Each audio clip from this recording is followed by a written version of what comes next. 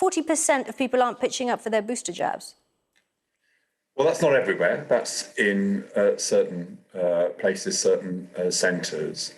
And so what we're emphasising today is the importance of people getting that booster jab. And if you've booked in for the jab, if you can't get there because perhaps you've had a positive result or whatever, that's understandable. But then please try to cancel the appointment if you can, so that it can be offered to somebody else. So what happens?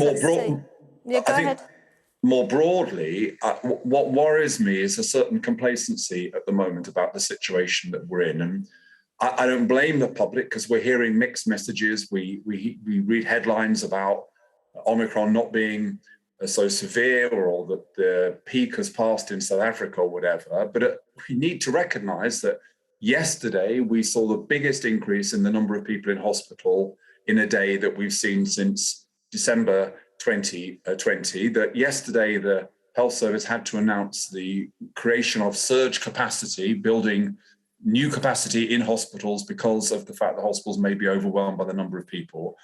We are still at an early stage in the wave of this new variant. It's only a month since we first heard of Omicron. So it's really important that we don't get complacent, whether it's public policy or the individual choices that we make.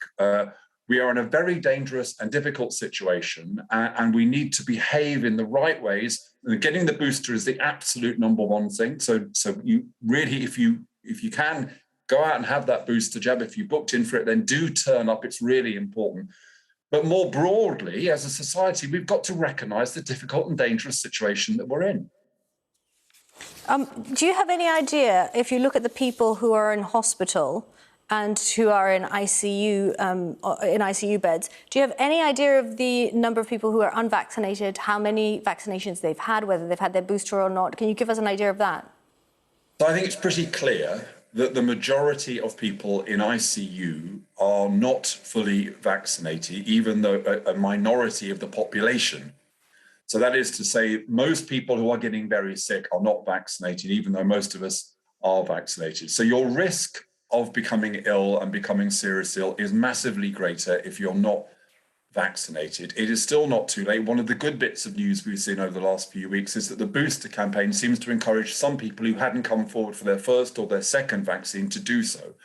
But we need to keep that pressure on. We need to be really strong about that message. And NHS staff, as much as anybody else, like to have a good time, want to go out, want to return to normal. But we are in a very difficult and dangerous position right now in our health service, and we need to stay focused on doing whatever we can to minimise unnecessary demands on our health service. OK, let's just talk through the actual practicalities of the booster. If you've had a message that says you need to get your booster jab, but you can't do a walk-in, what is the situation there? Can everyone go into a walk-in centre now? So it's easy to book, and also many centres do have walk-in capacity. So, I would say try and book, but also if there is a centre near you, then go to that centre, because it may well be, sadly, partly because of the number of people who are cancelling, that you can get your booster straight away. Generally speaking, if you want to get your booster, it is easy to do so. The problem that we've got to an extent is people booking in and then not turning up, which means that there's additional capacity that's not being used. OK, so what happens if, let's say, you've booked your booster for Monday, you test positive today? What do you do about that booking? If you can cancel it, you should try to cancel it, because clearly, if you are within the isolation period, then you shouldn't be going out and mixing with other people. So that may be one of the reasons for the number of people who are not turning up. And I know that sometimes the systems don't make it as easy to cancel as they should do, but I would say to people, make every effort you can to cancel that appointment and then to make another one. OK, and if you happen to walk past a centre and they say, we're doing walk-ins here, but you've got that text that said you can't do walk-ins, can you just go in anyway? If, as far as I understand it, if you are not positive, you've had a negative test and you're near a centre, you can walk in and get that booster jab, or find out if the booster jab is available. The only thing that should stop you from getting the booster jab is the period of time since your last jab and whether you yourself are infected. But as long as you've had a clear lateral flow test and if there's a centre available to you, you should walk in if you can. Is there a period between actually having COVID-19 and the time that you can have that booster? I think that the specifics are on the gap between having had the infection and getting the booster. To be honest, I'm not absolutely clear. The rules are, on that.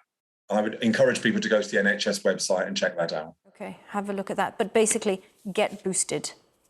Look, that is the most important thing that we can do, but we must, that's the thing we should emphasize, what the government is emphasizing. But I would also say to people, on New Year's Eve, please do be careful in the things that you do. Try to avoid getting this virus or passing it on. Try to avoid risky behaviour. Bear in mind tonight, when you're celebrating New Year's Eve, that there will be hospitals across this country and community settings, mental health settings, where NHS workers will be working through the night under very difficult circumstances, with the number of people who are sick rising very steeply. So please bear that in mind when you think about your activities over the next few days. In an ideal situation, let's say you're going over to dinner at someone's house, you should all have a lateral flow test before you go, shouldn't you? How should that be? About half an hour before you go, or what do you think would be an ideal situation? So you need to have the lateral flow test. I would encourage people to be having lateral flow tests as often as they can. You should have the test at least half an hour before you go out, because it can take half an hour for the result to show up. And even if you do have a clear test result, I would encourage people not to meet in large groups. I would encourage you to ventilate the room, any room that you're in. What's concerning me right now is that a lot of people are going to go out to pubs and clubs tonight. These are noisy venues. They're often not that well ventilated. People tend to shout because there's music going on. All of those things are things which spread this virus. So, that's what the government has decided. We've not got extra restrictions, but do be careful. And I'd also encourage those venues that they are required to make sure that people are testing themselves. It is important to make sure that is taking place. I know it's difficult. If people are outside a club, they want to get in, to make sure that people really can demonstrate that they've got a negative test. But that is going to be important, because those kind of venues with people packed in together, loud music, we know, and we've known this for years, and with Omicron it's particularly the case, that you only need to have a small number of people there who do have the virus, and that can spread throughout that group very, very quickly. This issue of lateral flow tests and PCR tests, and the fact that we just don't have enough here in England, do you think that healthcare staff should be prioritised?